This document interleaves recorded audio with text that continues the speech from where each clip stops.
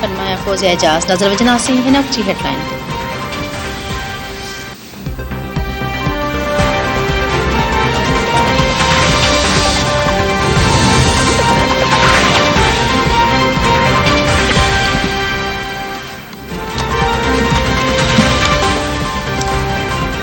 हुक्मरान इत्तेहादी deputy speaker जी rolling खिलाफ दरख्वास्त ॿुधणीअ लाइ चीफ जस्टिस खां फुल बेंच जोड़ण जो मुतालबो करे छॾियो।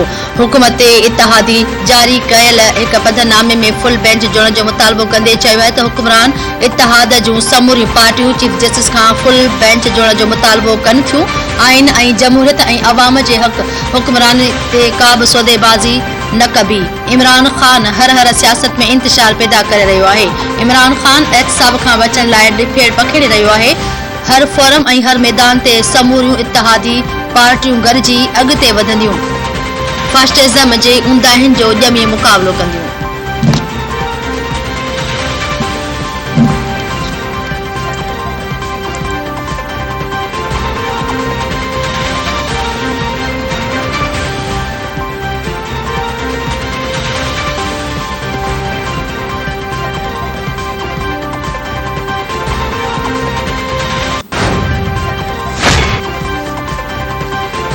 चौधरी परवेज़ इलाही जी पंजाब जे वॾे वज़ीर जी चूंड ख़िलाफ़ सुप्रीम कोर्ट में दाख़िल दरख़्वास्त ते ॿुधणी 2:30 बजे ताईं मुलतवी। अदालत पहिरियों तहरीरी हुकुम जारी करे छॾियो। अदालत पारां डिप्टी स्पीकर खे ॿुधणी दौरान अदालत में मौजूद रहण जो हुकुम। अदालत पहिरियों तहरीरी हुकुम जारी कंदे चयो आहे त ॻाल्हि तशरीह न पर सही अंदाज़ में समझण जी आहे। सुप्रीम कोर्ट लाहौर रजिस्ट्री में दाख़िल दरख़्वास्त ते ॿुधणी चीफ जस्टिस उमर अता बंदियाल जी सरबराही में जस्टिस एजाजुल हसन ऐं जस्टिस मुनीब ते बदल टिरुकिनी बेंच करे रही आहे।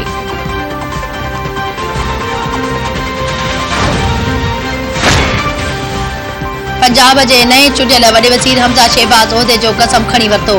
गवर्नर हाउस लाहौर में हमज़ा शहबाज खे गवर्नर पंजाब वलीगुल रहमान उहिदे जो कसम खणायो। हलफ बरदारी जी तकरीब में पार्टी अॻवाननि, कारकुननि ऐं अहम शख्सियतनि शिरकत कई।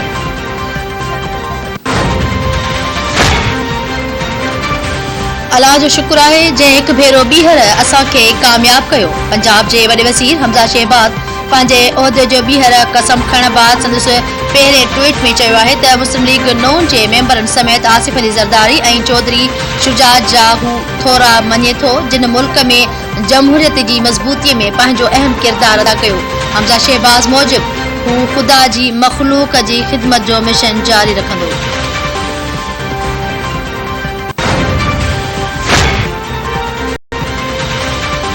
चौधरी शुजात मेंबरनि खे इहा हिदायत जारी कई जेका इमरान खान कई हुई। सुतमाची वफ़ाक़ी वज़ीर मरियम औरंगज़ेब चयो आहे त कूड़, फसाद ऐं मुनाफ़िक़त ज़रिए मुल्क खे नुक़सान पहुचायो पियो वञे।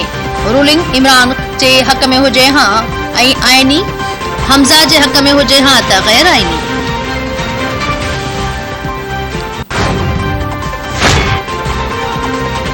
पीटीआई वारा जंहिं फ़ैसिले ते ख़ुशी मल्हाई उहो ई खेनि ॻिचीअ में पइजी वियो। घरू मामलनि जे वफ़ाक़ी वज़ीर राणा सनाउल्लाह चयो आहे त वॾे वज़ीर जी चूंड सुप्रीम कोर्ट जे हुकुम ते थी।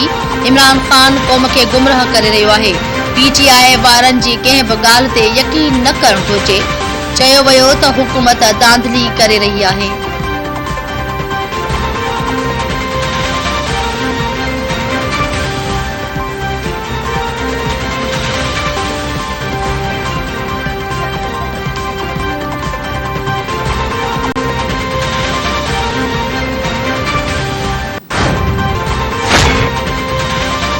ऐं कराची जे मुख़्तलिफ़ इलाक़नि में सन्हो मींहुं। सदर ओल्ड सिटी एरिया लियारी में शाराए फैसल ते हल्की बरसात थी। मलीर, लांडी, कायदाबाद, कोरंगी ऐं भर वारनि इलाक़नि में बि सन्हो मींहुं पियो।